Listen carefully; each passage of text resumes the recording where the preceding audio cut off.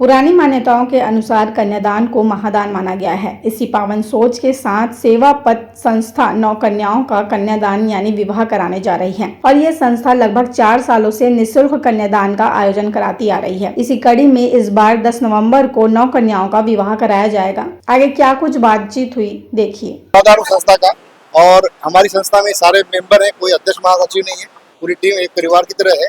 बड़े सौभाग्य की बात है कि सेवा पथ पिछले 4 वर्षों से 9 कन्याओं का विवाह करते आ रही है और ये हमारे विवाह कराने का उद्देश्य सामूहिक विवाह कराना नहीं है। हमारा उद्देश्य है कि उन बेटियों को अपनी बेटी समझ करके उनका धूमधाम से विवाह कराना है।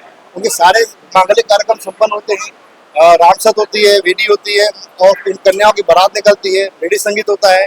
सबसे बड़ी बात है कि आलिशान रिसेप्शन होता है। और उपहार में क्या देते हैं? उपहार में सर हम किसी से उपहार एक्सेप्ट नहीं करते हैं। पूरी समाज की तरफ से पिछले साल जो रिकॉर्ड है कि कम से कम 50 से 60 उपहार एक बच्चे को मिलता है और हमारी संस्था किसी से कोई कैश की डिमांड नहीं करती है, कोई कैश काउंटर नहीं है।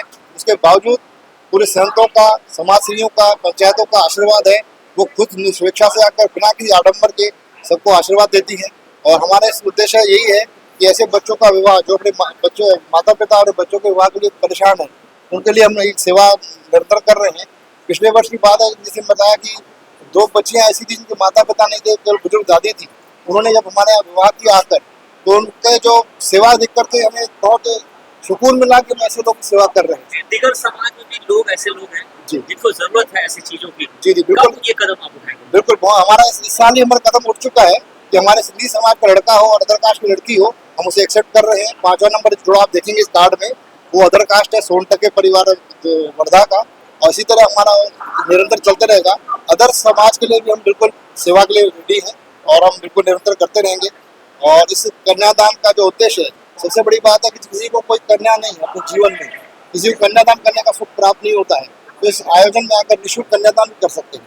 और ये हमारा 10 नवंबर को अग्रसेन धाम में कार्यक्रम हो रहा है और 9 नवंबर को वाराणसी साहब निकल रहे हैं। 10 नवंबर को सुबह 6 बजे से लेकर रात को 12 बजे तक लगातार कार्यक्रम है।